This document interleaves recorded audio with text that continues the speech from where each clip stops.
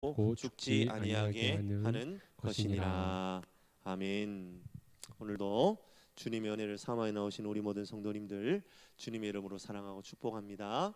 하나님께서 오늘 우리에게 놀라운 은혜를 부어 주실 것입니다. 항상 예배의 자리에 나올 때마다, 기도의 자리에 나올 때마다 우리가 그 기대를 저버려서는 안 됩니다. 우리가 항상 그 기대함을 가지고 나오셔야 합니다.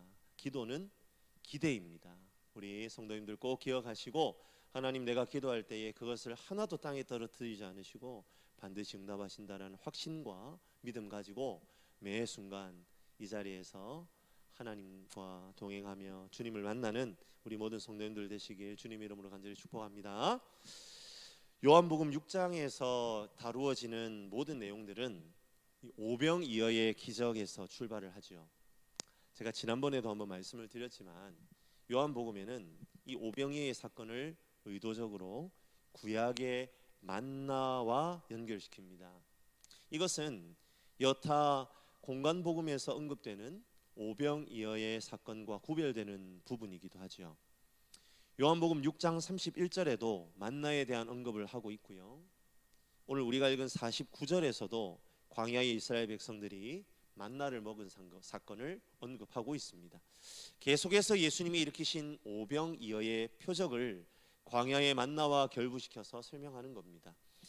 지난주에 우리가 함께 살펴보았던 6장 24절에서 33절에서는 하나님께서 그분이 주시려는 떡과 만나의 연관성을 계속해서 또 논증하고 계시는 것을 보게 됩니다. 광야의 만나도 하늘에서 내려오는 것이었고, 예수님이 주시려는 떡도 하늘로부터 말미암는 것입니다.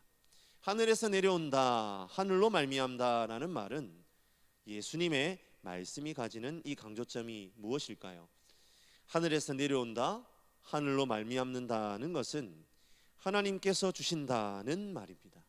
즉 만나도 너희들이 모세가 준 것이라 생각하지만 분명히 하나님께서 주신 것이고, 하늘로부터 오는 생명의 떡도 아버지께서 너희에게 주신다는 겁니다. 그래서 구약의 만나는 예수님이 말씀하시는 하늘로부터 오는 생명의 떡의 모형이고 그림자인 겁니다. 그 모형이자 그림자인 만나는 예수님에 의해 온전히 성취되어 생명의 떡으로 너희에게 주어진다 말씀하고 계시는 거죠. 이처럼 예수님께서 만나와 오병이어의 기적을 계속해서 연결시켜 설명을 하시니까 사람들은 막 더욱 열광을 합니다. 왜 열광을 합니까? 그 떡이 물질적인 것이라고 생각하기 때문이죠. 그래서 예수님이 우리를 계속해서 배불리 먹이실 것이다 라는 환상에 사로잡히는 겁니다. 이러한 무리들의 반응에 대하여 예수님께서는 생명의 떡은 하늘로부터 오는 것이고 하나님이 주시는 것임을 다시 한번 거듭 말씀하시지요. 이 생명의 떡은 물질적인 그 무엇이 아니다라는 것을 간접적으로 강조하시는 겁니다. 그럼에도 불구하고 오늘 34절을 보니까요, 무리들이 예수님에게 이 떡을 항상 달라 그렇게 합니다. 무슨 말입니까? 이스라엘 백성들이 광야를 지나는 동안 매일 만나를 먹었잖아요. 그렇게 매일 만나를 먹었던 것처럼 지금 자신들에게도 항상 그것을 달라는 겁니다. 참 답답한 노릇이죠. 예수님께서는 이미 요한복음 6장 32절에서 33절에 이 떡이 물질적인 의미에서의 떡이 아니다라고 말씀을 하셨는데도 이들은 계속 자기들이 듣고 싶은 대로 듣고 있는 겁니다. 예수님께서는 광야에서 먹은 만나, 즉 물질적인 떡은 아무리 먹어도 결국 육신의 죽음을 막을 수 없기 때문에 이제 너희들이 사모해야 하는 떡은 하늘에서 내려오는 떡, 영원한 생명을 주는 떡이다 라고 계속 말씀하고 계시는 겁니다. 성도님들 어떠십니까? 예수님께서 이 정도로 지금 여기 앉아있는 여러분들에게 말씀을 하셨다면 다 알아들으셨을 것 같지 않으세요? 이 정도로 말씀을 하시면 먹는 떡을 이야기하시는 게 아니구나, 내가 영원한 생명을 얻기 위해 나에게 필요한 게 따로 있다는 말이구나, 그렇게 생각을 하고 태도를 바꿔야 되는데 계속해서 지금 이 무리들은 떡 주세요 이러고 있는 겁니다. 이 말만 되풀이하고 있는 거예요. 그러자 예수님께서는 이렇게 꽉 막힌 무리들을 향하여 그 하늘에서 내려오는 떡의 정체를 드디어 밝히십니다. 그러자 예수님 그러니까 그 떡이 누구입니까? 그렇죠. 바로 예수님 당신이시죠. 우리 35절 말씀을 같이 한번 읽어보겠습니다. 같이 읽습니다. 예수께서 이르시되 나는 생명의 떡이니 내게 오는 자는 결코 줄이지 아니할 터이요 나를 믿는 자는 영원히 목마르지 아니하리라. 오병이어의 기적은 모든 복음서에 기록되어 있는데 각 복음서마다 가지는 기능이 다르다라는 말씀을 제가 지난번에 드렸었습니다. 아마 기억을 하실 겁니다. 지금 당장 기억이 나지 않으셔도 오늘 댁에 돌아가셔서 자리를 펴고 누우시면 아 맞다 목사님이 지난번에 설명하셨었지 하고 꿈속에서 떠오를 줄로 믿습니다. 예, 아멘 소리가 안 나오죠. 혹 기억이 나지 않으시더라도 좌절하지 마십시오. 여러분들의 잘못이 아닙니다. 다 목사 잘못이죠. 예, 제가 설교를 잘 못해서 그런 거죠. 뭐 아무튼 공관복음과 요한복음에서 오병이어의 기적을 기록하는데 조금씩 차이가 있어요. 오늘은 제가 지난번에 말씀드리지 않은 한 가지를 더 말씀을 드리겠습니다. 공관복음에서는 예수님께서 떡과 물고기를 제자들에게 주셔서 제자들이 떡과 물고기를 나누어 줘요. 하지만 요한복음에서는 공관복음과 달리 예수님께서 직접 물고기와 떡을 나누어 주시는 것으로 묘사하고 있습니다. 왜 요한복음만 예수님께서 직접 떡과 물고기를 나누어 주시는 것으로 묘사됩니까? 그것은 예수님께서 생명의 양식을 나누어 주는 인자일 뿐만 아니라 스스로가 생명의 양식 자체라는 사실을 부각시키기 위함입니다. 그렇기 때문에 예수님께서 직접 나누어 주시는 것으로 묘사하는 거예요. 그리고 요한복음에서 오병이어의 기적이 일어나는 시간적 배경이 언제라고 말하고 있다고요? 예, 6월절입니다. 이 부분도 예수님께서 친히 생명의 떡이 되신다고 말씀하시는 것과 같은 맥락을 형성합니다. 예수님이 바로 6월절 어린 양이 됩니다. 6월절 어린 양은 대속의 의미를 가집니다. 바로 예수님께서 십자가의 대속의 희생을 통해 생명의 떡이 되실 것을 보여주시는 겁니다. 그러므로 우리 예수님이 바로 생명의 떡이십니다. 우리가 생명을 얻을 수 있는 통로는 오직 예수님뿐입니다. 그 생명의 떡이라는 정체를 35절에 비로소 드러내시는 거죠. 그런데 35절에서 우리가 이상하게 여길 만한 부분이 하나 있습니다. 그것은 바로 영원히 목마르지 않는다는 표현입니다. 지금 예수님께서는 분명히 떡 이야기를 하고 계시잖아요. 떡은 목마름을 해소해 주는 것이 아니라 굶주림을 해결하는 것입니다. 그런데도 왜 예수님께서는 생명의 떡인 자신에게 나아오면 결코 배고프지 않고 더불어 목마름도 해결할 수 있다고 하신 걸까요? 우리는 여기에서 다시 한번 예수님이 말씀하시는 이 생명의 떡이 물질적인 것을 지칭하지 않는다라는 것을 깨달을 수 있습니다. 종교개혁자 칼빈은 이 35절을 해석하면서 이렇게 말합니다. 그리스도께서는 우리의 영혼을 생명 가운데에 유지시켜 주시는 하늘에 속한 자신의 능력을 만나와 대비시켜야 하는 상황에 계셨기 때문에 단지 떡이라는 단어만을 사용하셨다. 즉 생명의 떡은 결코 눈에 보이는 만나와 같은 것이 아니라 우리로 하여금 진정으로 영원한 생명에 이르게 하는 그 무엇이다라는 말이죠.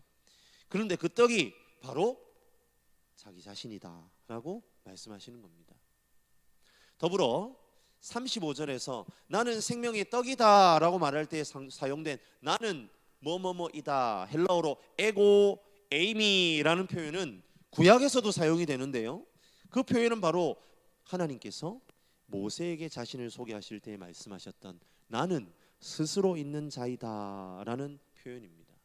즉 예수님께서 자신을 하늘에서 내려온 하나님으로 표현하셨다는 말입니다. 그리스도의 신성이 부각됩니다. 그 하나님 되시는 분이 친히 생명의 떡이 되십니다. 그래서 그 떡을 먹는 자는 줄이지도 목마르지도 않는답니다. 이는 결국 어느 누구도 부족함이 없고 생명을 유지하는 데 필요한 모든 것을 풍성하게 얻게 된다는 말이지요. 그리고 35절은 그 생명을 얻기 위해 우리가 해야 할 일이 있다고 합니다. 그것은 바로 그분께 나아가는 것입니다. 그분께 나아가는 것을 또 다른 표현으로 그를 믿는 것이라고 합니다. 즉 그분을 믿는 것이 그분께로 나아오는 것이라는 말입니다. 믿음은요, 오는 것입니다. 믿음은 이동입니다. 옛 삶에서 새 삶으로, 세상의 것으로 배고파하는 삶에서 그리스도로 말미암아 배고파하는 삶으로, 세상의 것으로 목마른 삶에서 예수로 목마른 삶으로 움직이는 것이 믿음입니다. 사랑하는 성도 여러분, 우리는요 믿음을 정적인 것으로, 멈춰 있는 것으로 생각할 때가 많습니다. 내 안에 묵직하게 버티고 있는 그 무엇, 흔들리지 않는 신념을 믿음이라 생각합니다. 물론 믿음에 그런 요소가 없는 것은 아닙니다. 외부 환경에 흔들리지 않는 정적인 면, 그렇죠, 믿음의 일부입니다. 하지만 믿음은 동사입니다. 철저히 움직임이라는 말입니다. 우리가 예수를 믿는다는 것은 다름 아닌 예수께로 나아가는 것입니다. 예수님께로 움직이는 것이라는 말이지요. 그런데 이어지는 36절에서 38절에서는 그 움직임, 바로 믿음이 너희에게 없다 말씀하십니다. 성부 하나님께서 예수님에게 주시는 자는 다 예수님께로 갈 것이고 예수님은 그들을 내쫓지 않으신답니다. 그런데도 예수님께로 나아가지 않는답니다. 지금 예수님께서 행하시는 모든 것은 자신의 뜻이 아니라 지금 유대인들이 스스로 잘 안다고 생각하는 하나님 아버지의 뜻을 행하는 것입니다. 그럼에도 유대인은 그분께 나아가지 않습니다. 왜 주님께로 나아가지 않습니까? 두 가지 이유 때문입니다. 첫째, 무지하기 때문입니다. 그들은 모세의 율법도 알고 만나도 알고 하나님도 잘 아는 것처럼 말하지만 사실은 전혀 모릅니다. 당장 자신들의 배를 채워주고 경제적으로 풍요를 안겨주는 존재로 예수님을 평가합니다. 정치적 메시아로 예수님을 판단하니까 그분을 아버지의 뜻을 행하는 자로 깨달을 도리가 없습니다.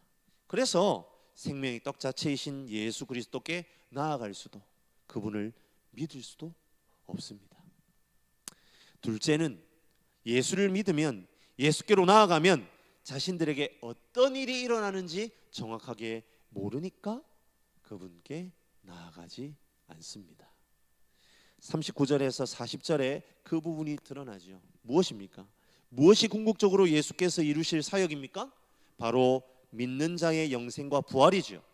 예수님의 성육신은 그분을 이 땅에 보내신 이의 뜻을 행하기 위해서입니다. 그런데 그 아버지의 뜻은 아들을 보고 믿는 자마다 영생을 얻는 것입니다. 그리고 영생을 얻은 자들은 다시 오실 마지막 날에 다시 살아나게 됩니다.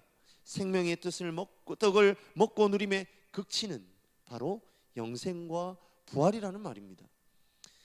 사랑하는 성도 여러분, 우리는 왜 예수를 믿겠다고 지금 여기에 앉아 있는지를 오늘 말씀을 통해서 다시 한번 분명하게 자신에게 질문해 보아야 합니다. 나는 왜 예수를 믿는가? 나는 예수 믿으면 얻게 되는 영생과 부활 때문에 예수를 믿는가? 나는 혹시 다른 이유 때문에 예수를 믿고 있는 건 아닌가? 진지하게 오늘 이 밤 스스로에게 질문해 보는 저와 여러분들이 되시기를 주님의 이름으로 간절히 축복합니다. 예수님께서 진정으로 우리에게 주고 싶으신 것이 다름 아닌 부활입니다. 그래서 친히 부활의 첫 열매가 되셨습니다. 자신이 부활하심으로 너희도 마지막 날에는 나와 같이 부활할 것이다 라는 메시지를 끊임없이 던지고 계시는 거예요. 그런데 우리들은 여전히 구약의 만나에 머물러 썩어질 것에 소망을 둡니다. 지금 예수님 앞에 있는 이 무리들과 다르지 않은 모습으로 말이죠. 유대인들을 보십시오. 그들은 자신들이 가장 하나님을 잘 안다고 생각했습니다. 그리고 가장 하나님의 뜻에 합당하게 살아간다고 생각했다니까요. 그런데 예수님께서 그들의 삶에 브레이크를 거십니다. 아니야, 너희 지금 방향이 틀렸어. 결코 줄이지 않고 목마르지 않을 영원한 것을 사모해야 해. 거기에 소망을 둬야 한다니까. 그런데 왜 자꾸 썩어질 것에 목을 매냐? 왜 그렇게 여러분 우리는 부동산에 집착을 할까요? 눈에 보이는 그것이 나를 지켜준다고 생각해서 그런 거 아니겠습니까? 유대인들도 마찬가지입니다. 그러니까 만나에 열광한 겁니다. 그리고 예수님이 주신 그 오병이어에 열광을 하는 겁니다. 그게 자신들을 지켜줄 거라고 생각한 거예요. 그것이 자기들을 보장해 줄 거라고 생각한 겁니다. 이 시간 하나님의 말씀에 귀 기울이시는 저와 여러분들이 되시기를 주님의 이름으로 간절히 바랍니다. 참 생명을 풍성하게 누리게 하는 예수 그리스도를 붙잡고 참된 부요함을 누리시기를 주님의 이름으로 간절히 축복합니다. 하나님께서는 광야의 이스라엘에게도 만나를 통해 눈에 보이지 않는 것이 중요하다는 사실을 가르쳐 주고 싶으셨습니다. 그리고 이제 자신의 아들 예수 그리스도를 보내셔서 그를 친히 생명의 떡으로 삼으십니다. 유월절 어린 양으로 그를 희생 제물 삼으셔서 우리에게 영원한 생명을 주시려고 작정하셨다는 말입니다. 그런데 예수님 당시 유대인들은 그 의미를 깨닫지를 못해요. 우리 함께 42절 말씀을 한 목소리로 한번 읽어볼까요? 같이 읽습니다. 이르되 이는 요셉의 아들 예수가 아니냐? 그 부모를 우리가 아는데 자기가 지금 어찌하여 하늘에서 내려왔다 하느냐? 이제는 예수님의 출생의 문제를 걸고 넘어집니다. 자신들의 눈에 보이는 것만으로 예수님을 평가하는 겁니다. 요셉의 아들이잖아. 천한 목수의 아들이 어떻게 하늘에서 내려왔다는 망발을 하는 거야. 여기저기에서 비아냥거리는 소리가 들려오는 겁니다. 왜 이런 반응이 나올 수밖에 없는 걸까요? 철저히 오감을 통한 정보로만 예수님을 판단하고 있기 때문입니다. 눈에 보이는 것에 의해 눈이 가려져 있는 이들의 비참한 형편이 그대로 까발려지고 있는 겁니다. 우리는 다시 한번 한 목소리로 말씀을 한번 읽어볼게요. 37절과 44절입니다. 먼저 우리 37절 같이 한번 읽어보겠습니다. 아버지께서 내게 주시는 자는 다 내게로 올 것이요 내게 오는 자는 내가 결코 내쫓지 아니하리라. 이제 44절을 읽습니다. 나를 보내신 아버지께서 이끌지 아니하시면 아무도 내게 올 수 없으니 오는 그를 내가 마지막 날에 다시 살리리라. 사랑하는 성도 여러분, 방금 우리가 읽은 37절에 성부 하나님께서 예수님께 주시는 자 누구일까요? 그렇습니다. 보이는 것에 의해 눈이 가려지지 않은 사람입니다. 정말 예수께서 우리에게 허락하시는 영생과 부활에 배고프고 목마른 사람입니다. 예수를 만나야만 궁극적인 생명의 문제가 해결된다는 것을 믿는 자입니다. 그래서 44절에 그 믿음이 있어야만 예수님께로 나아갈 수 있다고 말씀하십니다. 그 믿음이 없으면 예수께로 갈 수 없습니다. 그렇게 예수님께로 나아가는 자가 마지막 날에 다시 살아나게 되는 거예요. 그리고 이 비밀을 예수님께서는 45절의 구약의 말씀을 인용하면서 다시 한번 설명하십니다. 우리 45절 말씀 제가 한번 읽어드리겠습니다. 선지자의 글에 그들이 다 하나님의 가르침을 받으리라 기록되었은즉 아버지께 듣고 배운 사람마다 내게로 오느니라. 이 45절은요 이사야 54장 13절을 인용한 겁니다. 그런데 이 이사야 45장 13절이 위치하고 있는 이사야 54장 11절에서 17절의 이 내용은요 미래의 예루살렘에 대한 내용입니다. 그러니까 어떤 미래입니까? 이스라엘 백성들이 바벨론의 포로로 끌려가고 다시 회복될 예루살렘에 대한 내용이라는 거예요. 그러니까 이사야 선지자가 활동할 시기에는 아직 남유다가 멸망하지는 않은 시점이잖아요. 그래서 이사야 선지자는 멸망할 것에 대한 예언과 동시에 멸망 이후 포로로 끌려간 유대민족이 다시 귀환하게 될 미래에 대해서도 예언을 하는 겁니다.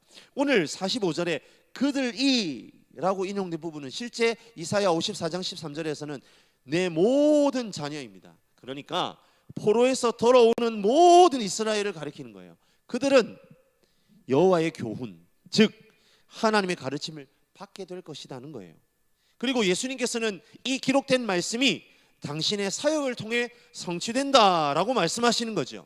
어떤 방식으로 성취됩니까? 그렇죠. 하나님의 가르침을 받은 증거로 예수님께 오는 방식으로, 예수님께, 다시 한번 말씀드립니다, 하나님의 가르침을 받은 사람들이 예수님께로 오는 방식으로 이 말씀이 성취된다는 거예요. 그런데 46절에 예수님께서는 아주 중요한 조건을 하나 딱 제시하셔요.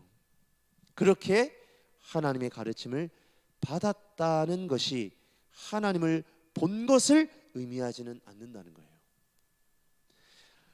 하나님에게서 온 자만 아버지를 보았다라는 말은 예수 그리스도 성자 하나님만이 성부 하나님을 보았다는 말입니다. 사실 예수님께서 이 45절과 46절의 말씀을 하신 내용은 이 당시 유대인들에게는 충격적인 말인 겁니다.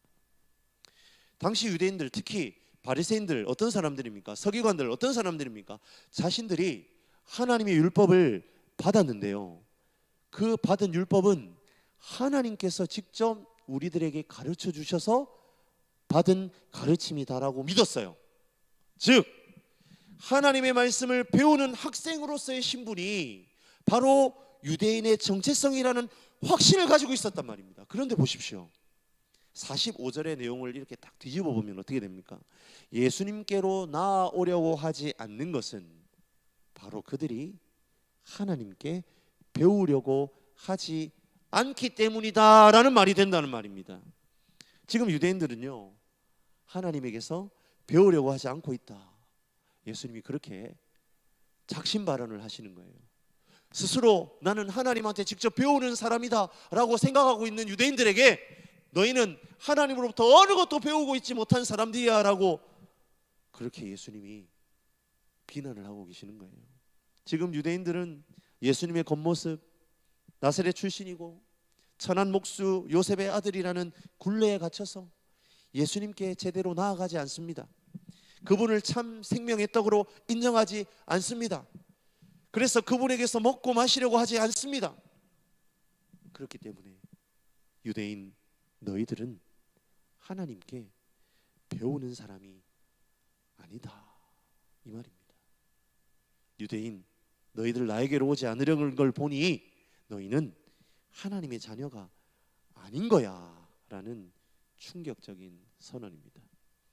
그리고 다시 예수님께서 47절과 48절의 말씀으로 자신이 생명의 떡임을 강조하십니다. 진실로 진실로 너희에게 이르노니 믿는 자는 영생을 가졌나니 내가 곧 생명의 떡이니라. 왜 예수를 믿으면 영생을 가집니까? 그 영생의 근원인 생명의 떡이 바로 예수 그리스도이시기 때문입니다. 이 부분이 너무나 중요하다는 거예요. 49절에 너희 조상들은 하늘에서 내려오는 떡인 만나를 먹었다. 그런데 그 먹어도 다 죽었어.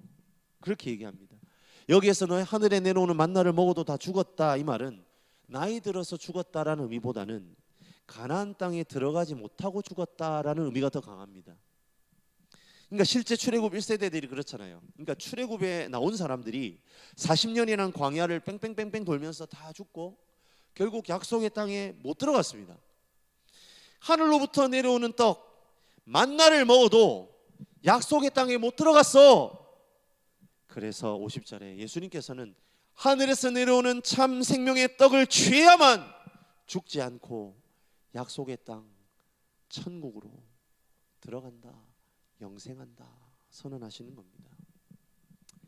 요한복음에서 영생은요, 천국이란 말과 동의어입니다. 생명의 떡을 먹어야 천국에 들어간단 말이에요. 우리는 어떻게 구원받고 천국 갑니까? 그렇죠, 예수 믿어야 천국 갑니다. 예수 믿어야 영생을 얻습니다. 그런데 지금 유대인들에게 예수님께서 거듭 경고하시는 거예요. 너희들이 나를 진정한 생명의 떡으로 믿고 나에게 나와야 산다.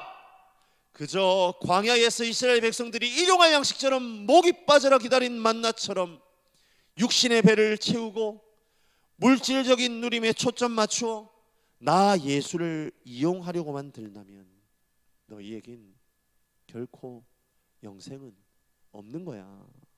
이렇게 말이죠. 말씀을 마무리하겠습니다. 사랑하는 성도 여러분, 그때 당시에 예수님께서 이스라엘 백성들을 향하여 외쳤던 경고가 오늘날 지금 이 시대를 살아가는 저와 여러분에겐 어떨까요? 예외인가요? 아니면 여전히 유효한가요? 그렇습니다. 둘 다입니다. 여전히 유효하기도 하고 예외이기도 합니다. 먼저 그분의 외침은 지금 저와 여러분에게도 유효합니다. 우리도 여전히 나는 생명의 떡이다 라는 예수님의 선언에 순종하여 그분을 생명의 떡으로 인정하고 그분을 모셔야 합니다. 그리고 그로 말미암아 얻는 영생과 부활의 소망을 가지고 매 순간 살아내는 믿음이 저와 여러분에게 필요합니다. 우리는 오늘 이 시간에도 바로 그 주님의 복음이 필요한 사람이죠. 하지만 그와 동시에 우리는 예외여야 합니다. 어떤 면에서 말입니까? 나에게 나오지 않는다는 유대인들을 향한 질책에서는 예외여야 한다는 말입니다. 우린 더 이상 그런 질책을 들어서는 안 됩니다. 만약 오늘 이 하나님의 말씀 앞에 설 때에 너희는 나에게 도무지 나오지 않는다는 이 말씀이 질책으로 들리고 마음에 찔림이 있다면 정말 우리는 회개해야 합니다. 돌이켜야 합니다. 왜 회개하고 돌이켜야 합니까? 우리가 입으로는 예수를 믿는다고 하면서 그분을 생명의 떡이다, 나의 유일한 구원자라 말하면서도 여전히 그분을 나사렛 촌부, 미천한 목수의 아들의 자리에 묶어두고 있는 삶의 모습으로 살아가고 있기 때문 아니겠습니까? 영원한 생명보다 당장 눈앞의 이익에 목말라 하는 나의 모습이 아니냐는 말입니다. 부활의 소망보다는 매일 채워야 하는 내 탐욕과 야망의 뱃속 걱정이 더 앞서고 있는 것은 아닌가요? 우리는 참 만나로 위장한 가짜 만나에 현혹되면 안 됩니다. 하늘에서 내리는 참된 만나는 우리의 시선을 하늘에 두게 합니다. 하지만 똑같이 하늘에서 내려오는 것 같지만 가짜 만나는 언제나 우리의 시선을 땅에 머물게 합니다. 그래서 하늘을 바라보지 않고 땅만 보게 합니다. 만약 우리가 하나님 앞에 엎드려 드리는 기도의 제목들이 오로지 땅에 속한 것으로 가득 채워져 있다면 성도님들 고민해 보셔야 합니다. 내가 진짜 하늘로부터 내려오는 생명의 떡을 누리는 사람인지 말이죠. 이 시간 참 생명의 떡이신 예수 그리스도를 바라보는 저와 여러분들이 되시기를 주님의 이름으로 간절히 축복합니다. 예수 믿는다고 하면서 여전히 옛 습관이 나를 사로잡고 있다면 그것은 정상이 아닙니다. 그리고 예수를 믿고 신뢰한다고 하면서 여전히 모든 삶의 결정권을 자기가 쥐고 있다는 것도 말이 되지 않습니다.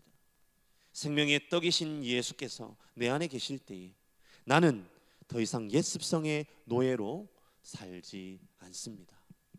떡만 먹는 인생이 아니라 하나님의 말씀이 나를 이끌고 내 삶을 채우는 인생을 살게 됩니다. 진정한 위탁과 헌신의 삶이 시작됩니다.